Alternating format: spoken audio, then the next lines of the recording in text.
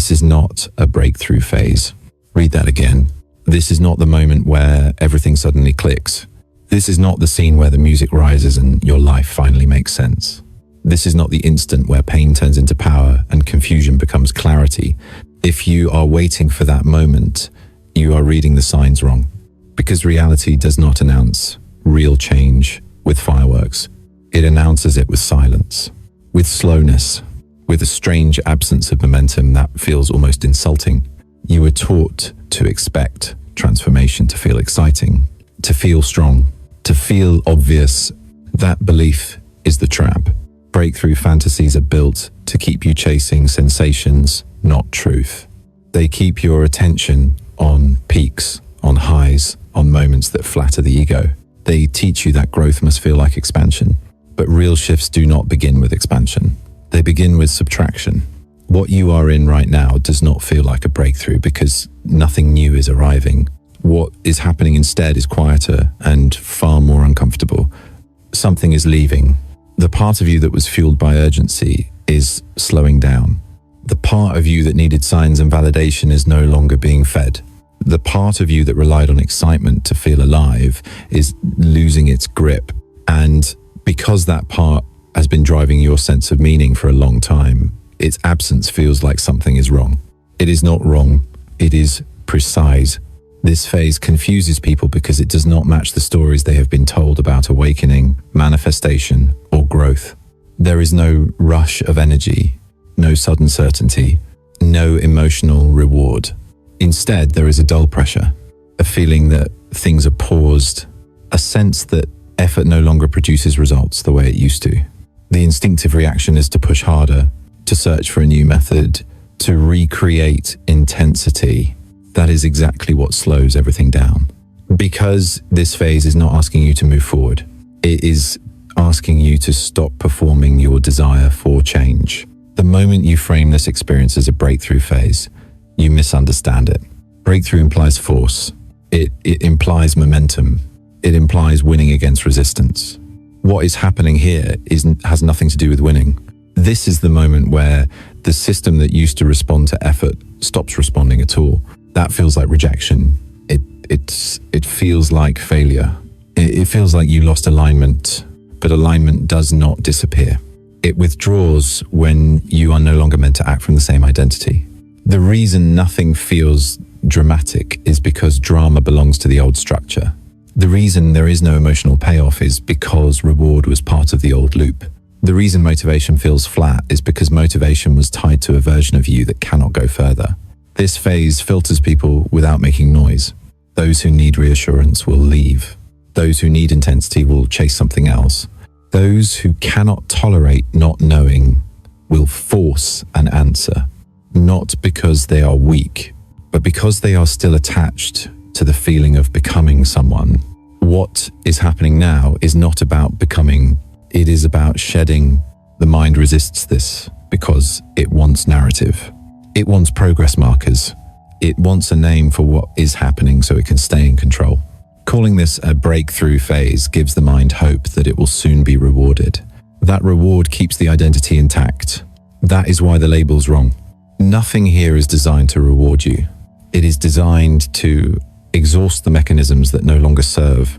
If you listen closely, you may notice something unsettling. You are not as reactive as you used to be.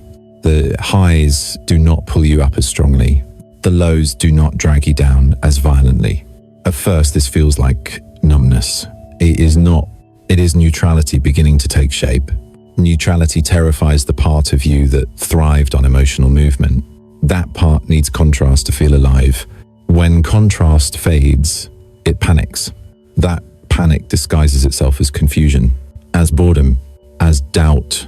It whispers that you are stagnating, that you are losing your edge, that you need to do something now.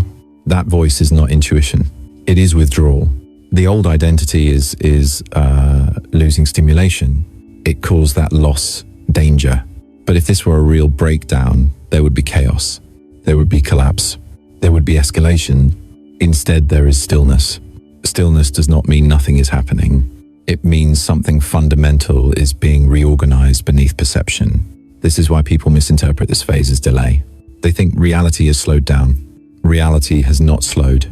Your ability to interfere has, when effort stops working, it is not because you need more effort. It is because effort is no longer the access point. This phase removes leverage. It removes tricks. It removes shortcuts, not to punish you, but to see what remains when you cannot manipulate outcomes. If you cannot tolerate this, you will rush to label it, to frame it as failure or blockage, to turn it into a problem that needs fixing. If you can stay with it, something subtle happens. You stop asking what is next. You stop rehearsing who you are becoming. You stop bargaining with time. That pause is the point. This is not the moment where life breaks open. It is the moment where it stops responding to who you were pretending to be. That is why nothing feels impressive. That is why nothing feels urgent. That is why nothing feels like a breakthrough. Because breakthroughs belong to the story of improvement. This phase belongs to the dismantling of the storyteller. And if that makes you uncomfortable, good. Discomfort here means the signal is accurate. This is not a breakthrough phase. It is the end of needing one. Everything feels slower now, not in a dramatic way, not in a painful collapse, just slower enough to notice. You wake up and the urgency is gone. The push that used to carry you forward no longer shows up. Tasks that once felt charged now feel neutral. Goals that once pulled you ahead feel distant. You are not exhausted. You are not depressed. You are not overwhelmed. You are simply not moving the way you used to. And that is what confuses you. Because in your mind, slowing down has always meant something is wrong. Loss of motivation has always meant decline. Lack of results has always meant misalignment. So the question appears quietly, almost cautiously. Am I losing energy? The answer is no. But it is also not a breakthrough. This is the space that most people misread. When things fall apart, the signal is obvious. Pain demands attention. Chaos gives context. But when nothing collapses and nothing advances, the mind has no reference point. There is no story to attach to, no emergency to solve, no victory to celebrate, only a strange plateau where effort feels ineffective. Manifestation used to respond quickly. You thought about something and movement followed. You aligned emotionally and reality echoed back. Now that feedback loop feels broken. You visualize and nothing stirs. You affirm and nothing shifts. You try to raise energy and it slides back to neutral. That silence feels personal. It is not. Manifestation does not stop working. It stops responding to the same signal. The part of you that used desire as fuel is no longer in charge. And because desire created momentum before, its absence feels like loss. But what is actually missing is noise. You are not in a low state. You are in a quieter one. This is why it feels unfamiliar. High states announce themselves. Low states announce themselves. Neutral states do not. They remove contrast. Without contrast, the mind cannot measure progress. Without progress markers, the ego feels disoriented. So it assumes something is wrong. It is not wrong. It is transitional. Old motivation disappears because it was tied to proving something, to achieving something, to becoming someone. When that identity loosens, its fuel vanishes with it. The body does not panic. The system does not crash. Only the narrative collapses. You are not in pain because pain would give meaning. You are not excited because excitement would give direction. You are suspended between identities. This is why nothing hurts but nothing moves. Most people try to escape this phase immediately. They look for stimulation. They look for a new technique. They look for something to reignite the feeling of progress. That reaction reveals the misunderstanding. Progress is not paused because you are failing. It is paused because the definition of progress is changing. The old version of you moved by tension, by wanting more, by needing proof. That version could not operate without friction. Now friction is being removed. Not dramatically, not forcefully, gradually. So gradually that the mind thinks nothing is happening. But something very specific is happening. You are no longer being rewarded for effort. Effort used to produce results because effort reinforced identity. Identity produced coherence. Coherence produced outcomes. Now effort feels empty. Not because effort is wrong, but because effort no longer reinforces the right identity. This is why pushing harder feels useless. This is why forcing positivity feels hollow. This is why chasing momentum feels exhausting. The system is no longer designed to respond to pushing. It is designed to respond to presence.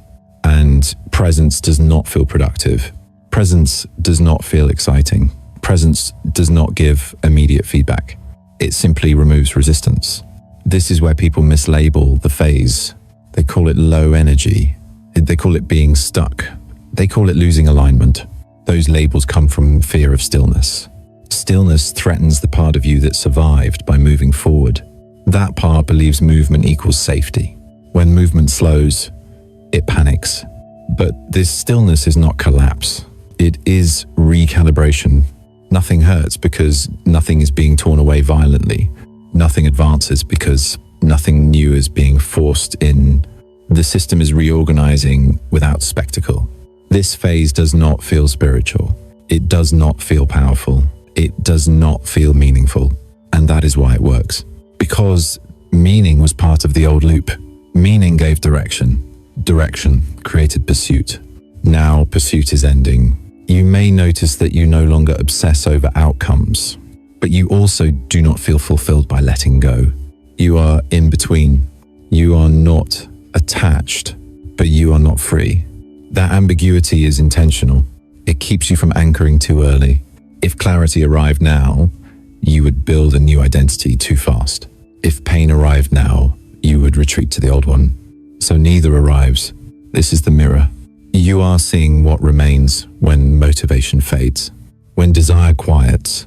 When techniques stop working, what remains is not emptiness.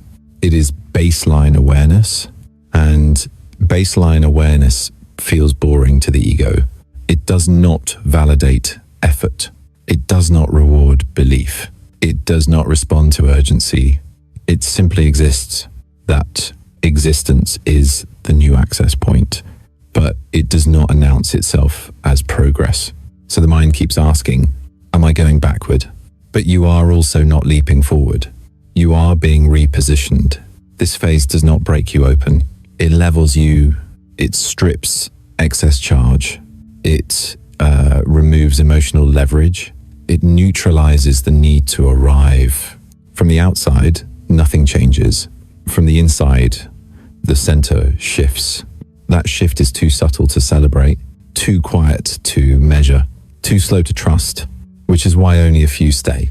Most people need feedback. They need movement. They need proof. This phase offers none. It offers accuracy. You are not losing energy. You are losing distortion. You are not blocked. You are no longer being pulled by the same signal. And you are not breaking through. You are standing in the space where the next structure cannot form yet. That space feels empty. It is not. It is precise. Breakthrough never begins with strength. That image belongs to fantasy, to the ego, to the version of growth that flatters identity instead of dismantling it. Real change does not arrive with power surging through your body. It does not come with clarity, confidence, or conviction. Those sensations belong to momentum, not transformation. When people imagine breakthrough, they imagine feeling more energy, more certainty, more drive. Reality works in the opposite direction.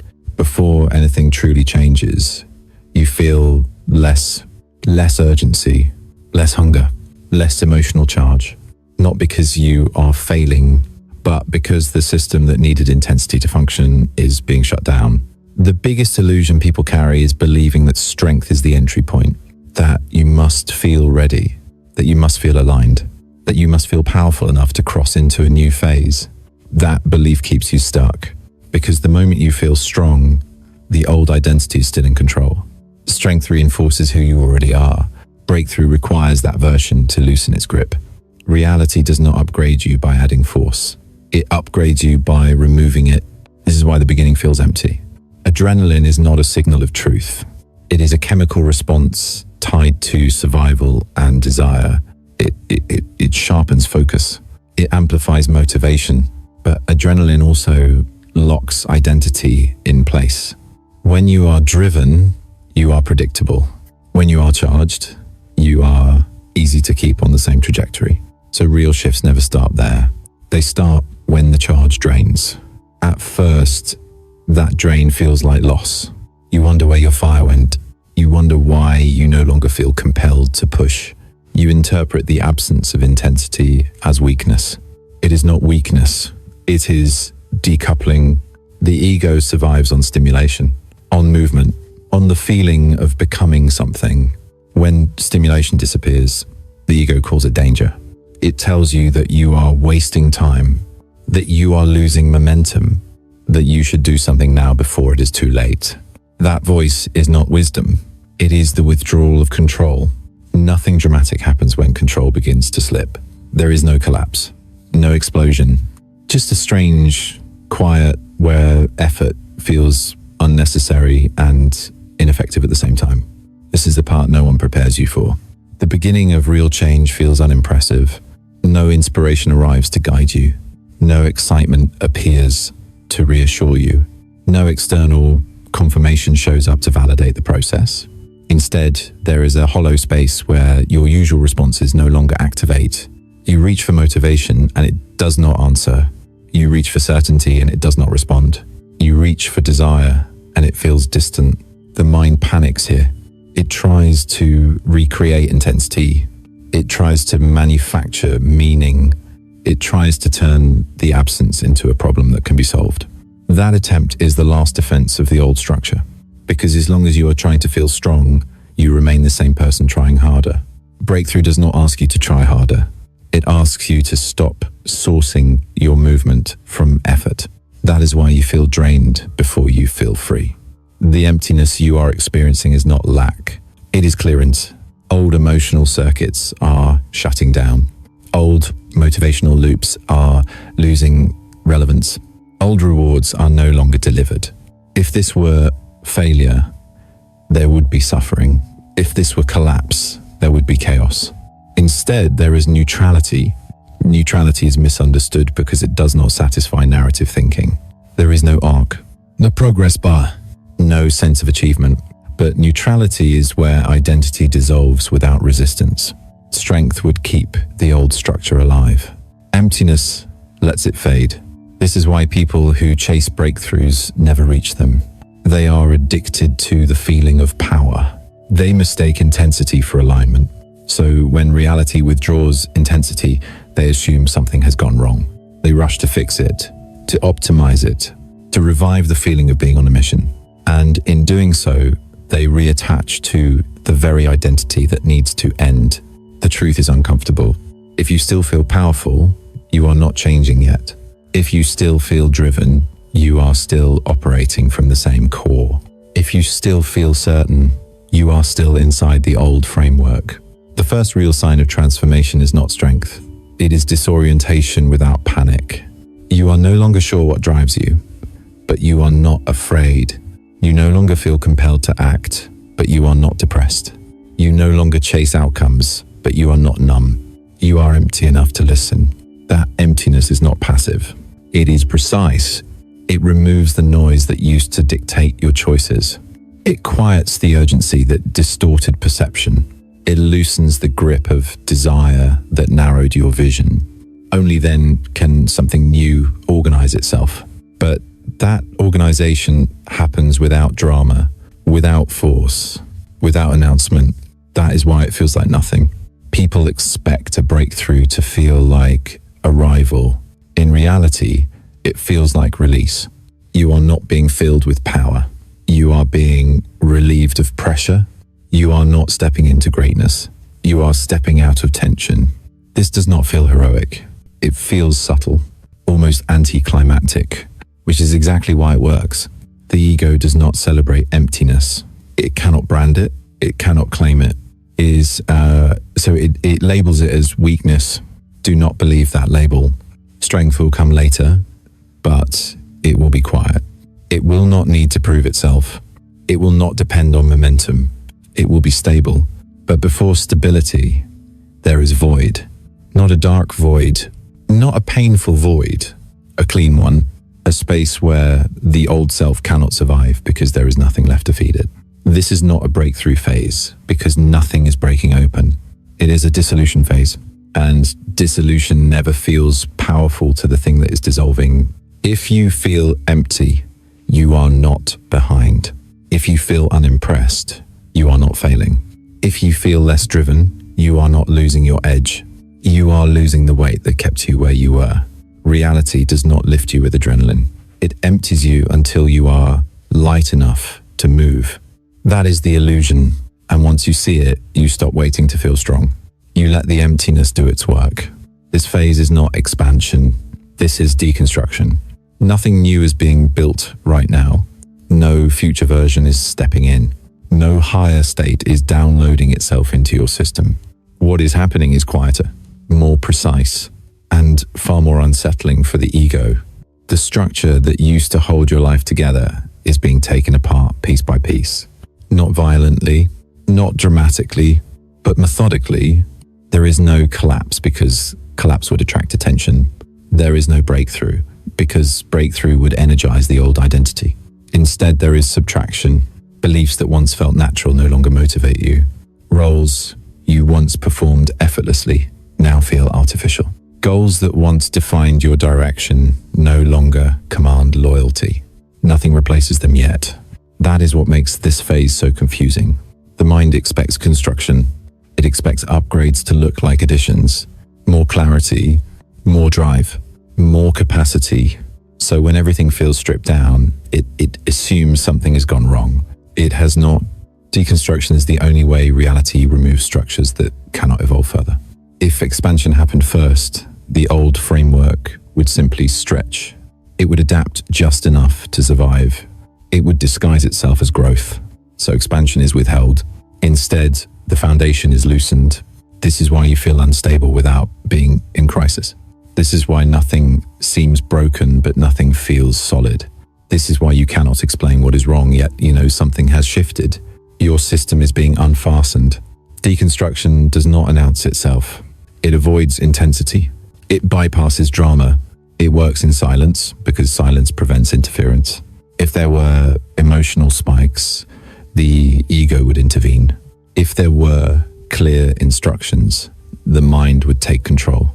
If there were visible results, identity would reattach. So none of that happens. The ego panics not because of pain, but because of irrelevance. It does not know how to operate without a project, without a future self to chase, without a narrative of becoming better. This is why it labels the phase as stagnation, or confusion, or loss of purpose. Those labels are attempts to regain authority. The ego is not afraid of suffering. It is afraid of being unnecessary. In expansion phases, it has a role. It manages effort. It tracks progress. It reinforces identity. In deconstruction, it has nothing to do. So it invents urgency. It tells you that you are falling behind, that you should be doing more, that others are advancing while you are stuck. That voice grows louder when nothing responds to action. Because deconstruction ignores effort. You can push harder and nothing changes. You can think more and nothing resolves. You can optimize endlessly and nothing improves. Not because you are blocked, but because this phase is not responsive to control. The removal is already in motion. What is being dismantled is not obvious on the surface. It is not habits or routines. It is not lifestyle or environment. It is the internal architecture that shaped how you related to reality. The need to prove value, the need to justify existence through productivity, the need to earn alignment. These structures were functional once. They got you where you needed to go, but they cannot go further.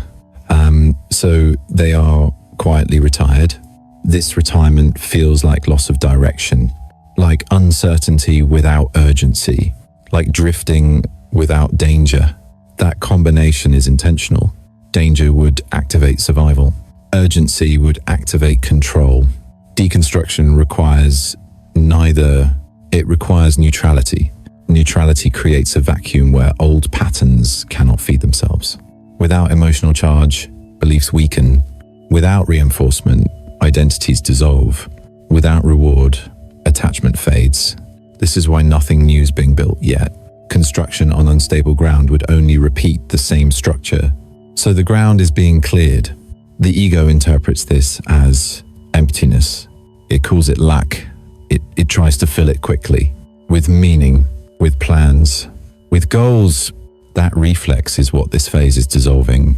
You are being trained out of premature attachment, out of naming things too early, out of committing to narratives before the field is ready.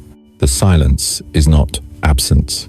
It is preparation without promise. This is the hardest part for the mind. There is no guarantee, no timeline, no confirmation that something better is coming. Deconstruction does not negotiate. It simply removes what no longer fits and waits. If you stay present, you will notice something subtle. You are less reactive, less defensive, less invested in outcomes, not because you stopped caring, but because the structure that cared in that way is weakening. This is not expansion, because expansion would amplify who you are. This phase is erasing who you cannot continue to be. And erasure does not feel like progress. It feels like disorientation. You may find yourself questioning choices that once felt obvious, not with regret, with distance.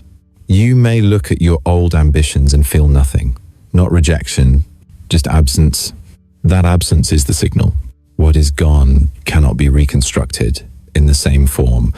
The ego fights this by demanding meaning. It asks, what is the point? It asks where this is going. It asks when things will start moving again. Those questions are not wrong. They are premature. Deconstruction answers them later. For now, it removes the framework that asked them compulsively. If you label this phase as expansion, you will resist it. You will push. You will strain. You will try to build on unstable ground. If you label it correctly, you stop interfering. You allow the dismantling to finish. This is not a passive process. It is an intelligent one. Reality is not taking something away to punish you. It is taking it away because it cannot support what comes next. But what comes next cannot arrive while the old structure still stands. So it comes down quietly, without collapse, without drama, without spectacle. The ego wants a climax. It wants a moment of realization. It wants a story to tell. Deconstruction offers none. It leaves you with less than you had, less identity, less urgency, less certainty. And that is exactly what makes room. This phase is not expansion. This is deconstruction. And if you stop trying to make it something else, you will notice that nothing is actually missing, only what could not come with you. Something subtle has already changed. You no longer feel the urge to prove anything, not to others, not even to yourself. The need to explain where you are going has faded. The impulse to justify your pace has weakened. You do not feel defensive when people misunderstand you. That is not confidence. It is disengagement. You also notice that showing progress feels strangely empty. Sharing insights feels unnecessary. Broadcasting growth feels artificial. The version of you that once needed to be seen as evolving is losing interest. That loss scares people who are still oriented toward performance. They mistake it for apathy. They call it loss of passion. It is neither. It is the removal of display. You are also less impressed by spiritual language, high frequency, rapid alignment, instant shifts. Those phrases slide past without landing, not because they are wrong, but because they are shallow. Rituals that promise speed feel mechanical now. Methods that guarantee results feel suspicious. Anything designed to shortcut discomfort feels loud. You can still perform them if you want, but something in you refuses to take them seriously. That refusal is a signal. The mind tries to reframe it as boredom, as disinterest, as falling out of love with growth. But what is actually happening is discernment. You are no longer motivated by spectacle. This is the moment where many people leave. They leave quietly. They stop listening. They scroll away. They look for something brighter. Not because this is wrong, but because this is not entertaining. Depth is rarely exciting. Depth removes stimulation. It strips away novelty. It refuses to perform. So the unprepared interpret it as dull. They need movement. They need affirmation. They need signs that something is happening. This phase gives none. You may notice that conversations feel thinner. Topics that once energized you now feel repetitive. Debates feel pointless. You are not above them. You are simply no longer fueled by them. This is not detachment. It is reallocation of attention. Your attention is no longer being fed outward. It is settling. People who are still climbing need mirrors. They need reflection. They need confirmation. You no longer do. And that creates distance. Not emotional distance.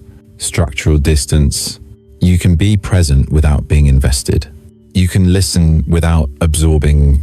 You can observe without engaging. This feels strange at first. You may wonder if you are becoming indifferent, if you are losing empathy, if you are closing off. You are not. You are no longer leaking energy through performance. Performance is expensive.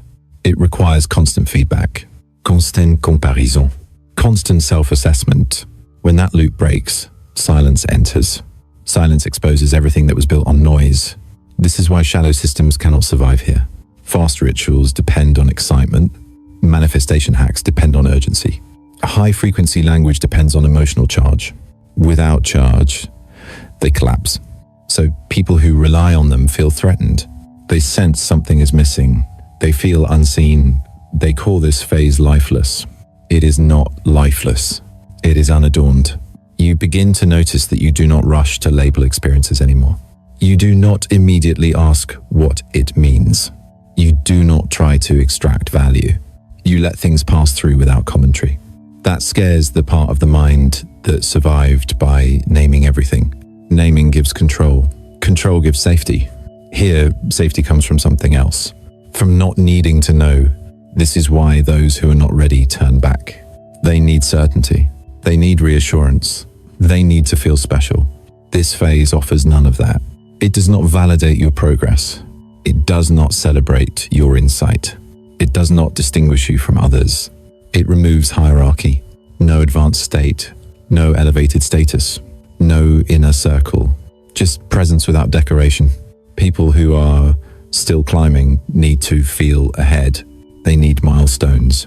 They need recognition. This phase dismantles the ladder, and without a ladder, they feel lost. You may notice that you no longer argue for your worldview, not because you doubt it, but because defending it feels unnecessary. Truth does not require defense when it is no longer tied to identity. You also stop chasing coherence. You do not force experiences to make sense. You allow contradiction. This frustrates linear thinkers. They want clarity. They want explanation. They want closure.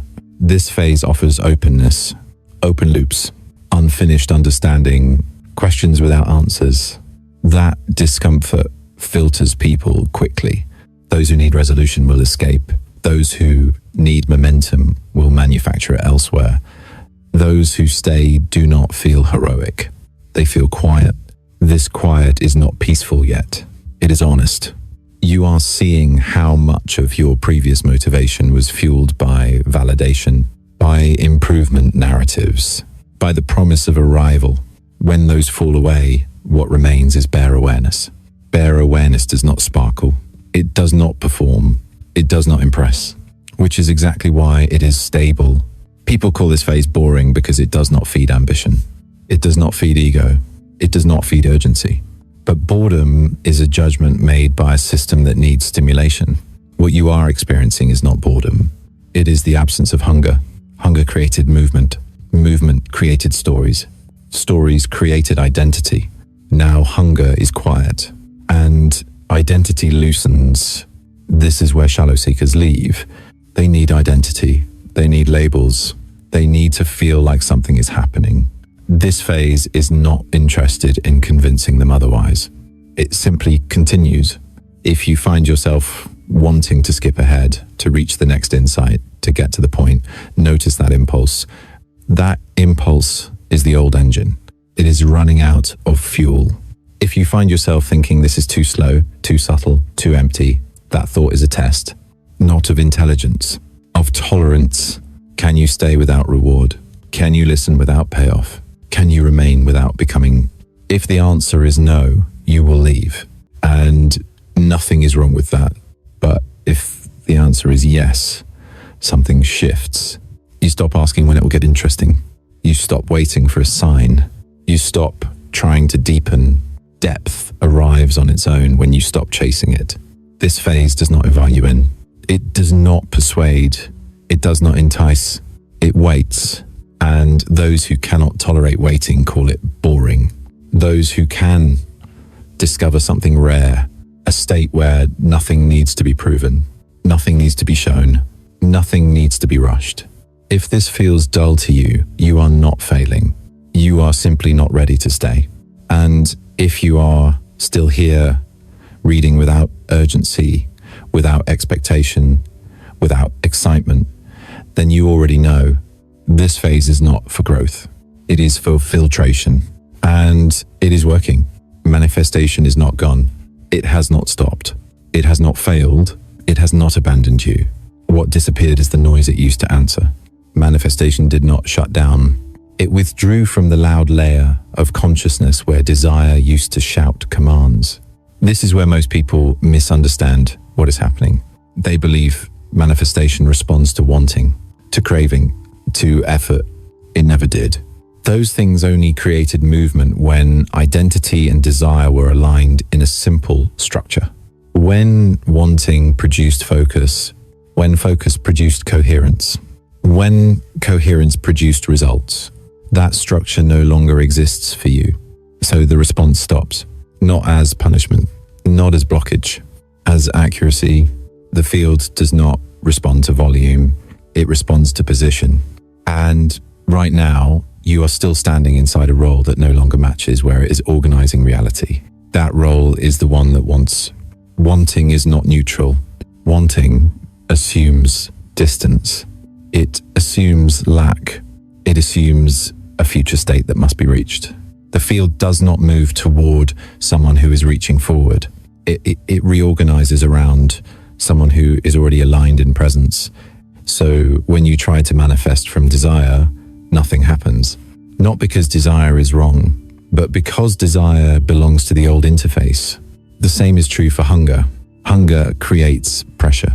Pressure creates distortion. Distortion collapses subtle signals. You may feel this is effort that goes nowhere. Visualization that feels empty. Affirmations that echo back without resonance. The instinct is to increase intensity, more focus, more emotion, more repetition. That makes it worse. Because effort is also part of the old role. Effort says something is missing and must be forced into existence. The field does not answer force. It answers coherence. Coherence is quiet. That quiet feels like nothing to the ego. So the ego declares manifestation broken. It is not broken. It is refusing to reinforce an identity that is expiring. The field is waiting for something very specific, not a better mood, not higher vibration, not clearer intention. It is waiting for you to fall out of character. The character who manifests is still performing, still positioning, still strategizing. That character believes it must do something to deserve response. But manifestation at this level does not reward doing. It mirrors being. Being cannot be faked. You cannot perform neutrality. You cannot force absence of need. You cannot pretend to not want. That is why everything feels stalled. You are still playing the role while the stage has changed. The field does not interrupt performances. It simply withdraws attention. This is why nothing responds, not even resistance. There is no pushback, no obstacles, no tests, just silence. Silence is not rejection. It is the removal of feedback loops. Feedback keeps behavior running. When feedback disappears, behavior collapses. That is what is happening. Your old manifestation habits are not being blocked. They are being starved. Without response, they lose meaning. The mind calls this confusion. It is clarity arriving too quietly to recognize If manifestation were truly gone, you would feel despair. If it were blocked, you would feel tension. Instead, you feel neutral frustration. That neutrality is important. It means the field is not opposing you. It is disengaging from the outdated signal. The moment you stop trying to manifest, not in resignation, but in irrelevance, the channel changes. But this cannot be forced. If you stop wanting in order to get results, you are still wanting. If you relax in order to manifest faster, you are still controlling. That is why this phase takes time. Not because the field is slow, but because identity sheds layers gradually. The role of the manifester must dissolve.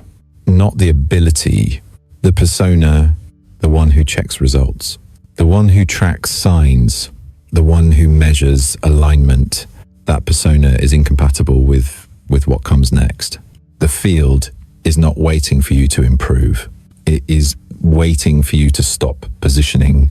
Positioning creates separation. Presence collapses it. Presence does not feel productive. It does not feel strategic. It does not feel like manifestation. That is why people miss it. They expect manifestation to feel like doing something. At this level, it feels like not interfering. This is not passive. It is precise restraint. You are being asked to stop broadcasting desire, not to suppress it, not to deny it, to let it dissolve. Desire dissolves when identity stops feeding it. Identity feeds desire by narrating lack. When the narration quiets, desire loses urgency. That is when manifestation reappears. Not as reaction, as alignment. Things shift without announcement. Opportunities rearrange without effort. Decisions resolve without struggle. Not because you wanted them hard enough, because nothing was in the way. This is why people who try to manifest consciously often block it unconsciously. They cannot stop monitoring. Monitoring creates distance. Distance collapses coherence. So the field waits. It waits for the moment you are no longer trying to make something happen. Not because you gave up, because you no longer need the role. When that happens, manifestation does not return dramatically. It resumes quietly, as if it never left. You may not even notice at first. You simply find yourself in a different configuration, different conversations, different timing, different responses, no excitement, no celebration, just accuracy. This phase confuses those who believe manifestation is a tool. It is not. It is a mirror. Right now, the mirror is not showing anything because the image is dissolving. Once the image clears, reflection resumes. So do not chase response. Do not demand proof. Do not escalate effort. Those actions belong to the old interface. The field is not asking you to want less. It is asking you to stop needing manifestation to confirm who you are. When that need ends, the wait ends. Not because you did something right, because nothing was left to interfere. Manifestation was never turned off. You simply stopped matching the frequency it used to respond to. And it is patient. It will wait until you are no longer acting, until you are no longer reaching, until you are no longer performing alignment. When you fall out of the role, not intentionally but completely, response returns. Quietly, precisely, without effort. That is not a reward. That is resonance, restored. This is the most dangerous phase, not because something bad is happening, but because nothing is happening loudly enough to hold you. There is no pain sharp enough to force reflection. No reward strong enough to keep you anchored. Only a wide, quiet gap where the old life no longer fits and the new one has not appeared. Most people cannot stay here, so they leave. They return to what is familiar, not because it is true, but because it is loud. They go back to routines that give immediate feedback, back to identities that know how to move, back to roles that offer friction, resistance, and response. The old life responds when you push it. It gives you struggle, progress, failure, success. It gives you something to react to. This phase gives you nothing. So the mind panics. It names the silence something is wrong. It calls the stillness lost connection. It labels the emptiness a mistake. That label is comforting because Once something is named wrong, it can be fixed. And fixing means doing something. Doing something restores control. So people start searching a new teacher, a new framework, a new explanation that promises movement. Not because the teacher is better, not because the framework is deeper, but because seeking creates momentum. Momentum feels like life. This is how people exit the threshold. They mistake movement for truth. They tell themselves they fell out of alignment, that they stopped practicing correctly, that they lost discipline. These stories protect them from the real fear, the fear of not knowing who they are without motion. The gap you are in right now strips away identity faster than pain ever could. Pain keeps the story alive. Struggle reinforces meaning. Resistance gives you something to push against. The gap offers no resistance. And without resistance, the ego dissolves. This is why it feels intolerable. The mind would rather suffer than float. Suffering gives structure. Floating removes it. So people go back to suffering. They recognize, they re-enter relationships that mirror old wounds. They restart goals that once defined them. They adopt beliefs they had already outgrown. They do this unconsciously. They tell themselves they are choosing stability. But what they are really choosing is familiarity. Familiarity feels safe because it tells you who you are. The gap tells you nothing. It does not reassure you. It does not threaten you. It simply does not care who you think you are. That indifference is terrifying. So people reinterpret the phase. They say manifestation stopped working. They say the signal was lost. They say something external interfered. These explanations allow them to escape responsibility for staying, because staying requires tolerance. Tolerance of ambiguity, tolerance of non-identity, tolerance of time without progress. Very few people are trained for that. This is why the phase is dangerous. Not because it destroys you, but because it gives you the option to abandon yourself without realizing it. Nothing forces you to leave. You leave because the emptiness is unbearable. The ego cannot survive without orientation, without a direction to point toward, without a version of itself to protect. The gap offers none. So the ego scrambles to rebuild itself quickly. It attaches to new language, new systems, new promises, anything that restores narrative. And the moment narrative returns, the old structure is back. Not exactly the same, but close enough to avoid the unknown. People call this relapse. It is not. It is self-preservation. They are not wrong. They are unprepared. The gap requires a capacity most people never develop. The capacity to exist without explanation, to wake up without a mission, to move through a day without measuring progress, to let identity remain undefined. That feels like death to the mind. So it creates urgency. It tells you time is being wasted, that opportunities are slipping, that others are advancing while you stand still. That comparison pushes you back into motion. Motion brings relief, but it also locks the door behind you. Once you re-enter the old loop, the gap closes. Not as punishment, as consequence. The field reorganizes around what you chose. It does not judge. It simply aligns. This is why this phase is so rarely spoken about honestly, because there is no advice to give that feels useful, no technique to apply, no mindset to adopt, only one requirement. Stay, not actively, not heroically. Simply do not run. Do not interpret the silence as failure. Do not translate the emptiness into lack. Do not rush to replace what was removed. This restraint feels unnatural. You were trained to fix, to improve, to optimize. The gap ignores all of that. It is not impressed by effort. It is not persuaded by belief. It only responds to endurance. Endurance without narrative. Most people would rather go back to pain than remain here. Pain tells them who they are. Pain gives them a role. The gap strips the role away. That stripping feels like danger. So they choose certainty over truth. They choose motion over accuracy. They choose answers over alignment. And they call it healing. But healing that requires constant movement is not healing. It is avoidance.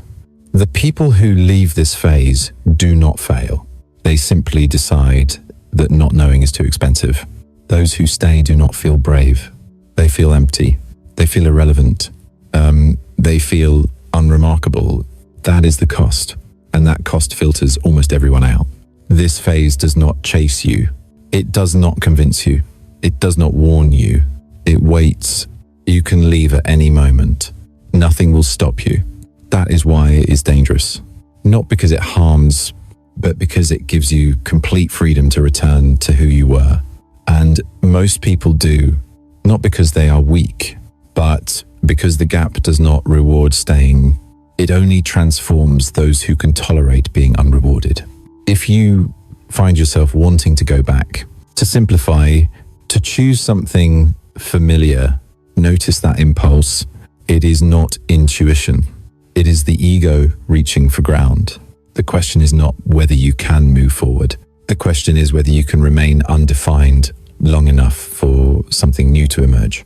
This is the phase where almost everyone turns around, not because the path is wrong, but because it is quiet, and quiet reveals what noise was hiding. If you are still here, feeling the pull to escape yet not acting on it, then tension is doing its work. This phase does not need you to understand it. It needs you not to abandon it, because the moment you fill the gap with answers, it stops being a threshold. It becomes just another loop, and you already know where that leads. The truth is harder than most people expect. Breakthrough phases are loud. They come with movement, with visible change, with reactions from the world. Pre-breakthrough phases are the opposite. They are silent, lonely, invisible. Nothing around you confirms what is happening. No one notices. No one celebrates. No one validates the internal shift. You can barely explain yourself. From the outside, your life looks the same. From the inside, something is quietly ending. This is the part that almost no one wants to hear. Before reality changes, identity dissolves. And identity does not dissolve with applause. There are no signs that feel impressive. No dramatic turning points. No moments that feel worthy of sharing. If anything, it feels like you are losing relevance. You do not feel special. You do not feel chosen. You do not feel ahead. You feel ordinary, unremarkable, replaceable. This is where the illusion breaks. People expect awakening to feel like elevation, like stepping above others, like gaining access to hidden knowledge. But real change begins with descent, not into darkness, into anonymity. The part of you that needed to be seen starts fading. The part that needed recognition stops asking for it. The part that measured growth through reaction begins to starve. And no one claps when that happens. The world does not pause. Life does not rearrange itself to acknowledge your inner process. Days continue as usual. That is what makes this phase so isolating. You cannot explain it without sounding confused. You cannot point to evidence without forcing meaning. You cannot prove that anything is happening. So you stop trying. That stopping feels like failure at first. You were taught that if something matters, it should show. That progress should be visible. That growth should leave a trail. Here, there is no trail, only subtraction. Your old reactions soften. Your old triggers weaken. Your old desires lose urgency, but nothing replaces them yet. So it feels like loss without gain. The ego cannot tolerate that. It needs compensation. It needs payoff. It needs something to justify the discomfort. But pre-breakthrough does not compensate. It strips. The truth is that the most important changes in your life will not be witnessed. They will not be understood. They will not be rewarded in real time. They happen beneath visibility. This is why people mistake this phase for stagnation. They look for external confirmation and find none. They look for emotional reward and find silence. They look for progress and find only erosion. They conclude that nothing is happening. Something is happening. The part of you that relied on feedback is dying. That death is slow, quiet, unimpressive. There is no clear moment when it ends. No ceremony, no closure, just a gradual inability to continue being who you were. You may notice that things you used to care about no longer pull you, not with anger, with indifference. That indifference scares the mind. Indifference feels like emptiness, like lack of direction, like loss of meaning, but it is actually space being cleared. Space does not announce itself. This is the lonely part.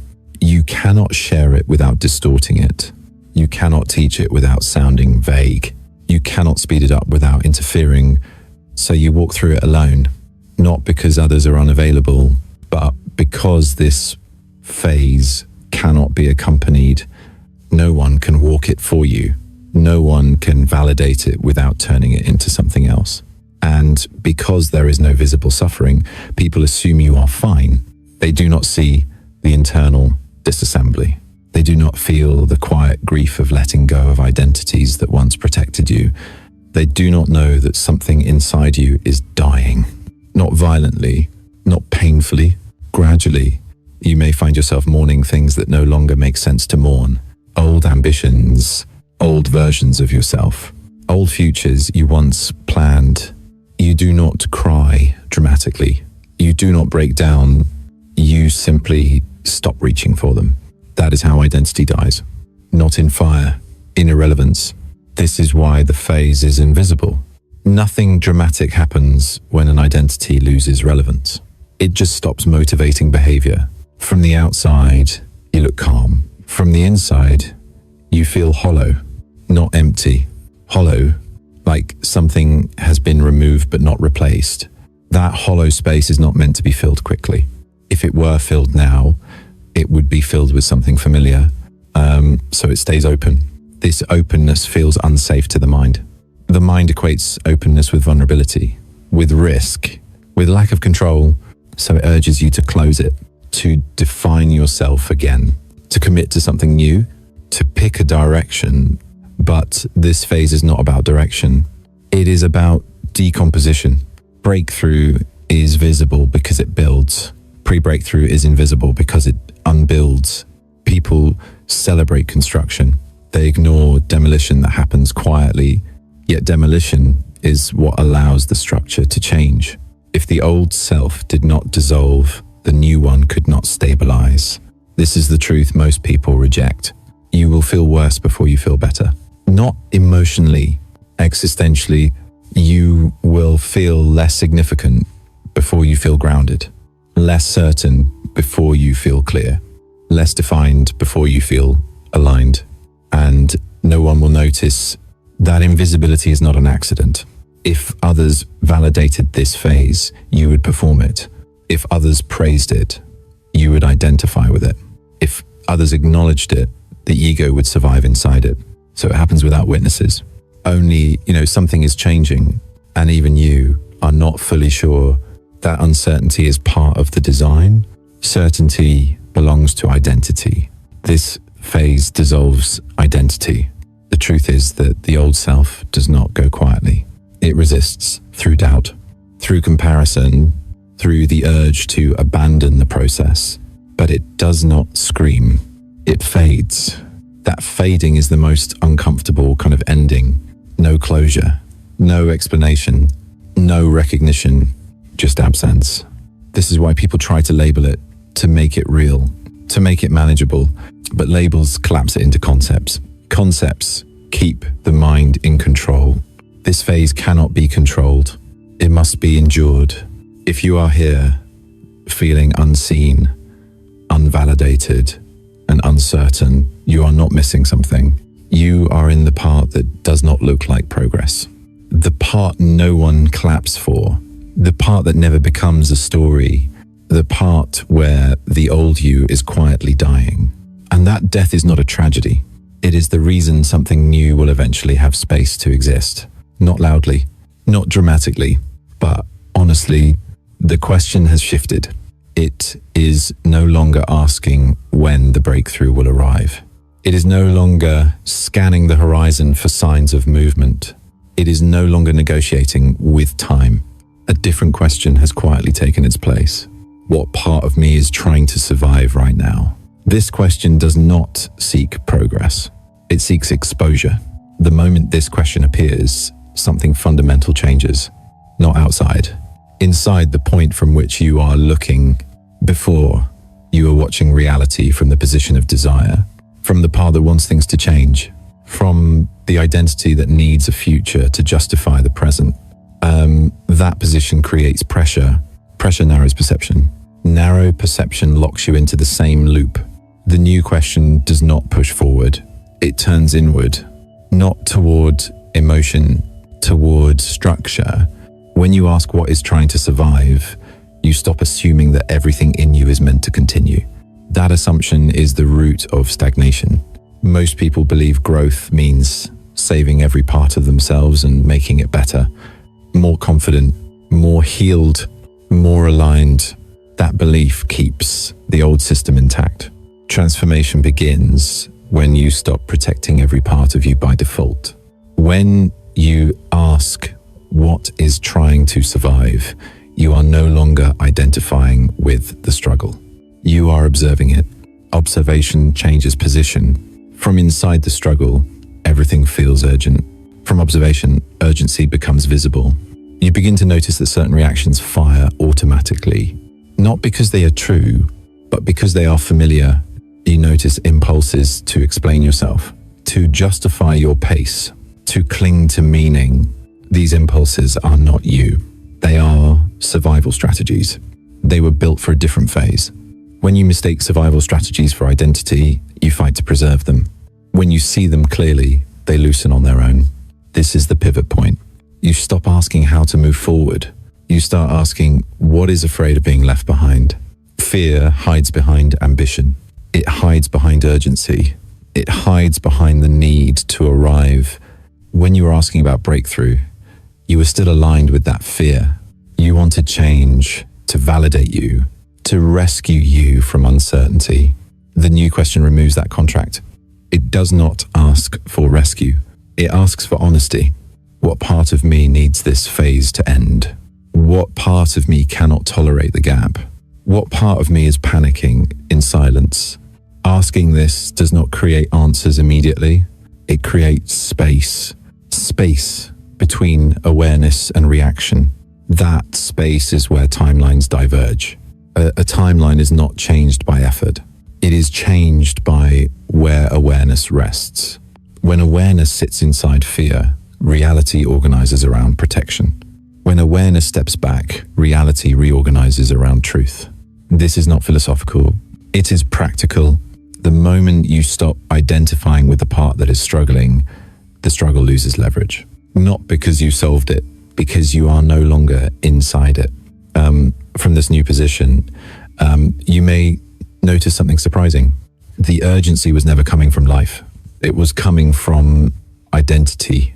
Life was not demanding speed. Identity was demanding certainty. When certainty is not provided, identity tries to survive by escalating. It creates stories. It creates doubt. It creates pressure. The new question interrupts that escalation. What is trying to survive does not want to be seen. Once it is seen, it cannot operate the same way. This is why the question feels uncomfortable. It threatens continuity. You are no longer rooting for every part of you to make it. You are allowing some parts to end. That is the transformation, not growth. Release. When this happens, you may feel a shift in how you relate to time. The future stops pulling so hard. The past stops explaining so much. The present becomes less tense, not exciting, clear. This clarity does not come with motivation. It comes with neutrality. Neutrality allows reorganization. From neutrality, you stop reacting to internal noise as if it were instruction. You do not suppress it. You do not fix it. You observe it. Observation is not passive. It is decisive. It decides what continues by deciding what you identify with. When you were asking when the breakthrough would happen, you were identifying with impatience. When you ask what is trying to survive, you are identifying with awareness. Awareness does not need outcomes. Outcomes need awareness. This is why the timeline changes. Not because something new is added, but because something old is no longer steering. You may notice that Problems feel less personal, not because they disappeared, because they are no longer fused with identity. You may still feel resistance, but you no longer are the resistance. That distinction matters. When resistance is seen as an object, it cannot dominate the field. The field responds to position, not intention. When your position changes, response changes. This is why the shift feels subtle. No dramatic realization, no emotional release, just a quiet realignment of where you stand in relation to your experience. You stop demanding answers from reality. You start noticing what answers were driven by fear. This noticing does not create instant movement. It creates stability. Stability allows timing to reorganize. Things begin to happen without effort, not because you manifested them, because you stopped interfering. The survival-based parts of you want movement to feel safe. Awareness does not. Awareness can remain without explanation. When awareness leads, the system no longer reacts to urgency. It responds to coherence. This is the transformation phase. Not because life changes immediately, but because the observer changes position from inside the storm to outside the weather, from actor to witness. This does not make you passive. It makes you precise. Action that comes from this place is minimal, but effective, because it is no longer driven by fear of stagnation. It is driven by alignment. You do not need to kill the old parts. You do not need to fight them. You only need to stop letting them drive. Asking what is trying to survive does exactly that. It reveals the drivers. Once revealed, they lose authority. This is why the timeline shifts without force. Nothing dramatic happens, but everything reorganizes. The question changes. The position changes. The field responds, not loudly, accurately, and once that happens, you no longer wait for a breakthrough. You realize the breakthrough was never the event. It was the change in where you were looking from. If this were a breakthrough phase, your ego would be excited. It would feel energized. It would feel validated. It would feel like it was finally winning. There would be emotion. There would be momentum. There would be a story forming about who you are becoming. That is how the ego knows it is in control.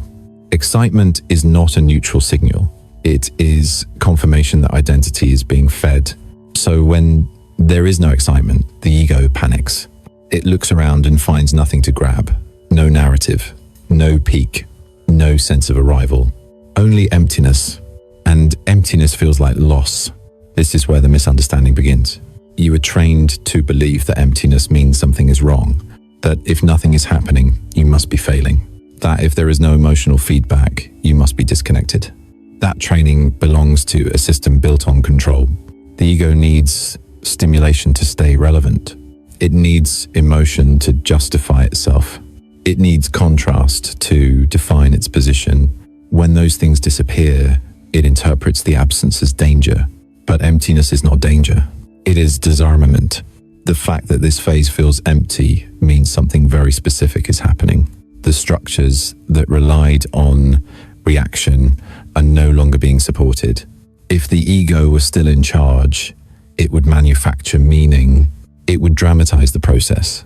It would turn confusion into identity. It cannot do that here. So it calls the emptiness failure. This is the final illusion to break. Failure involves effort that does not work, mistakes that lead nowhere, actions that create negative outcomes. This phase involves none of that.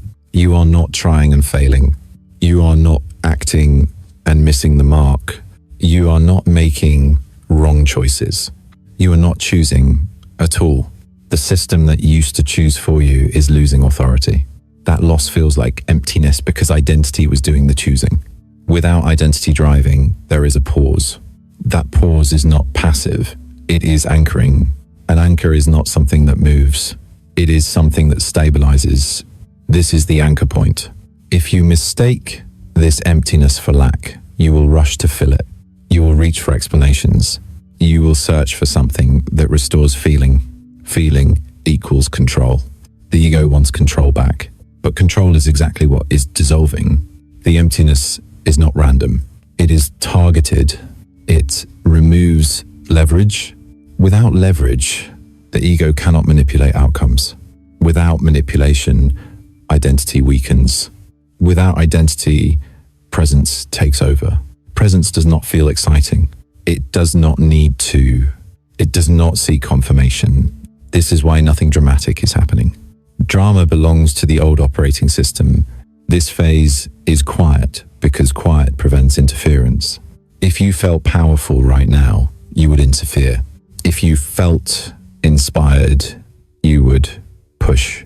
If you felt certain, you would decide too early. The emptiness keeps you from doing all of that. That is not failure. That is containment. You are being held in a state where reaction is impossible. The ego hates this. It wants to act. It wants to conclude. It wants to arrive somewhere.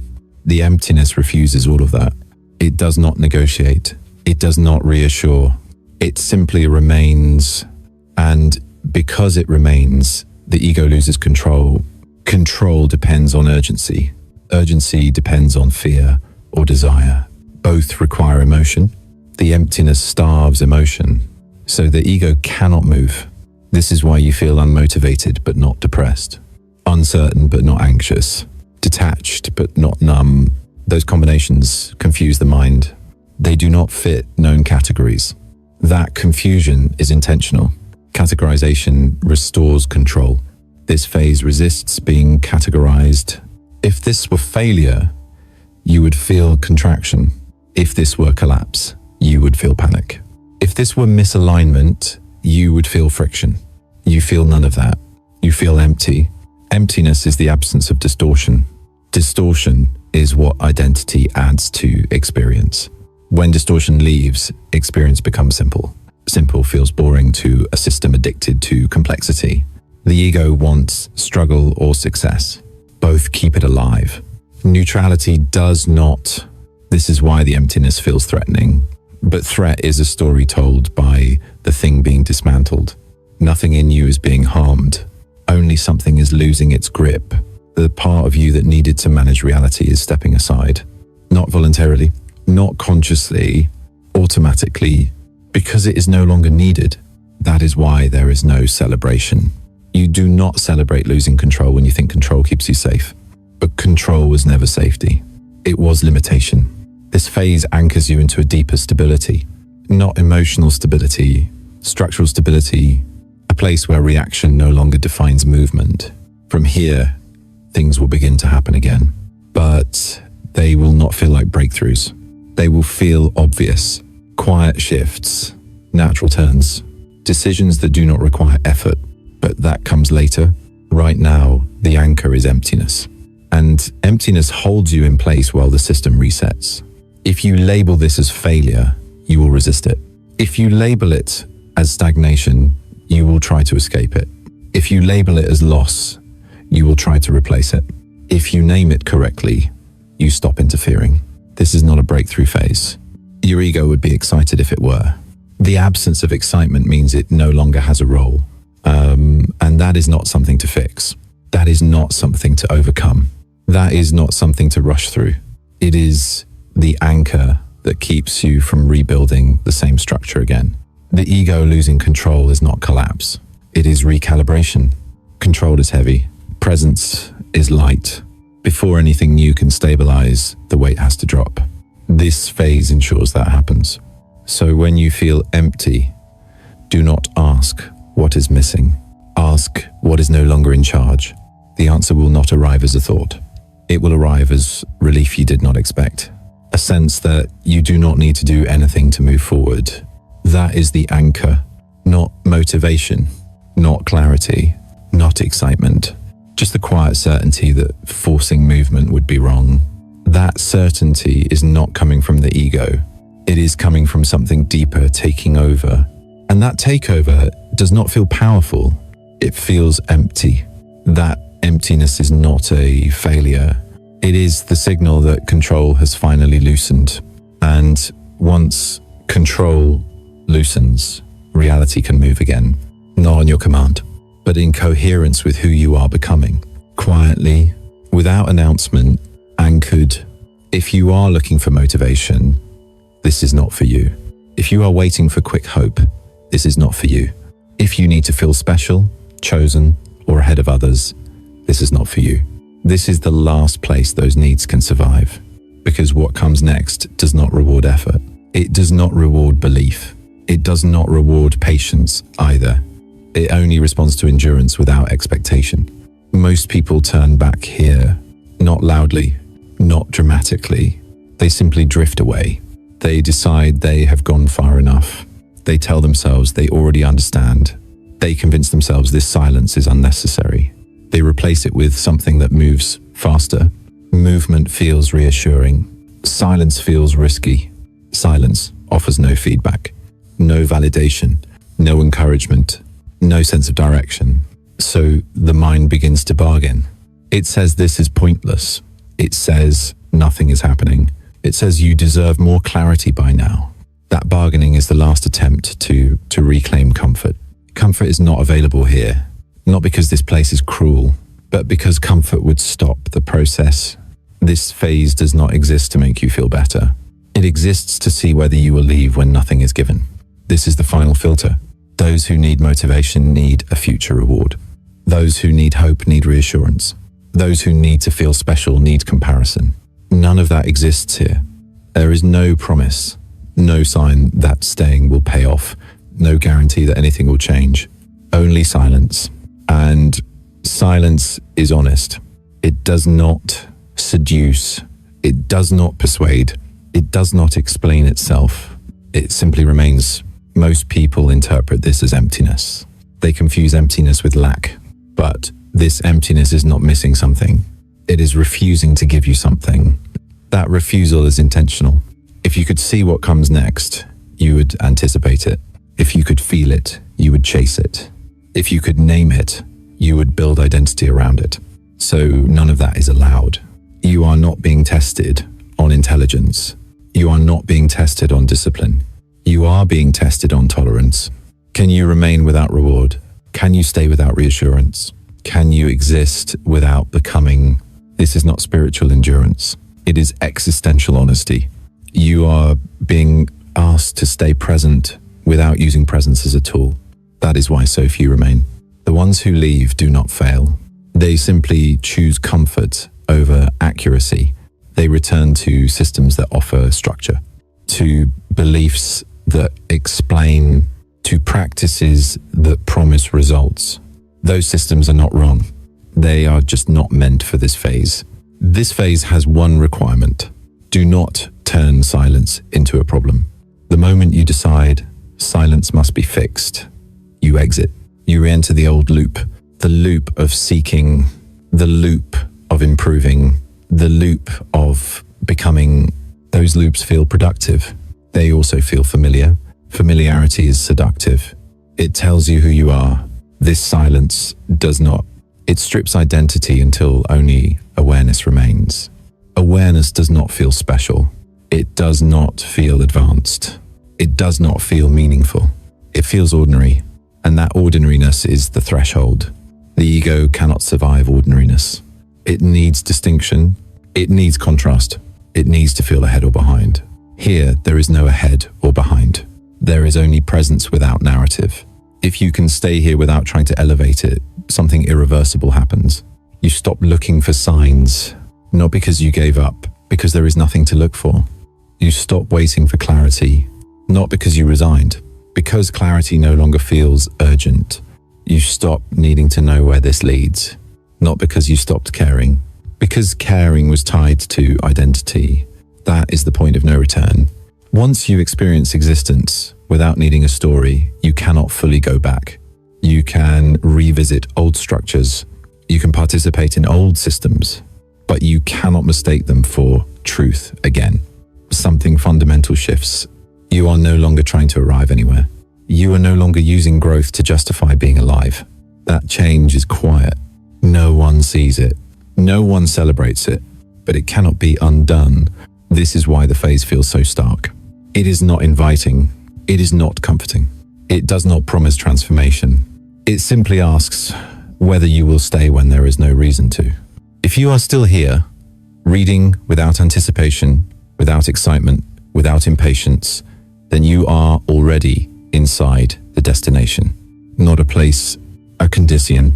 The condition where identity has loosened enough that it no longer drives movement. From this condition, life reorganizes naturally, not faster, not slower, accurately, but that reorganization is not the reward for staying. It is the consequence. The real destination is not what happens next. It is what no longer happens. You no longer abandon yourself when things go quiet.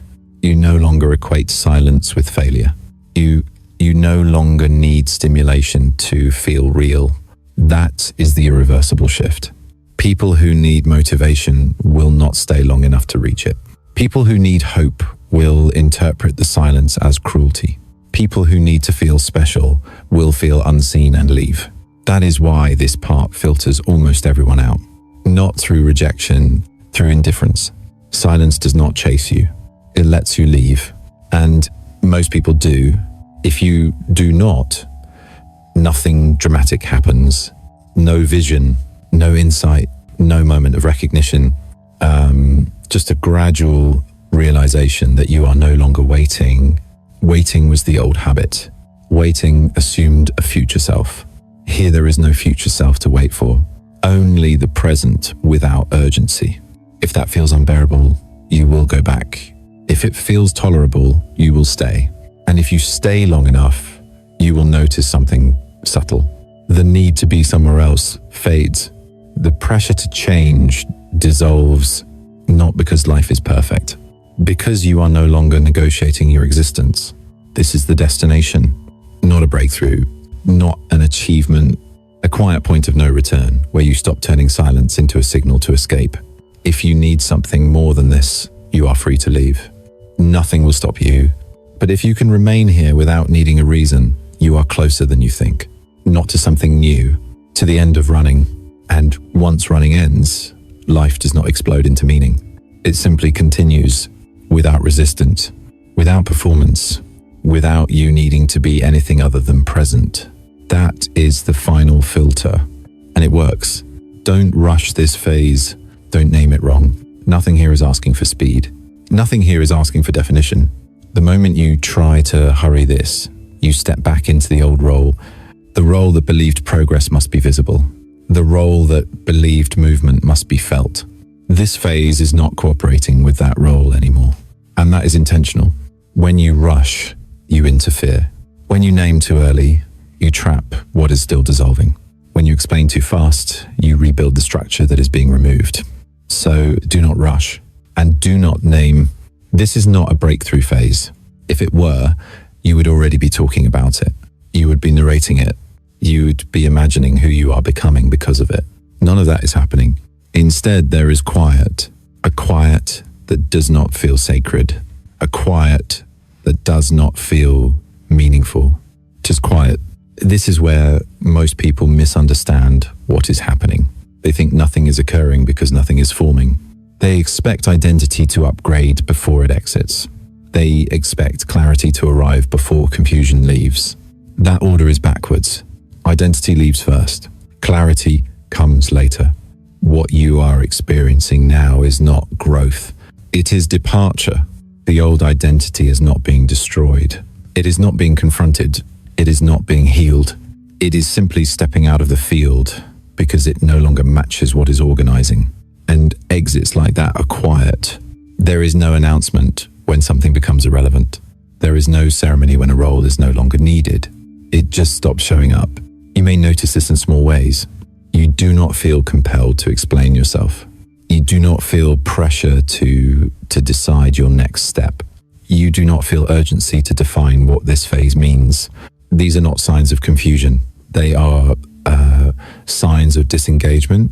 The old identity ran on pressure, on urgency, on the need to resolve uncertainty quickly.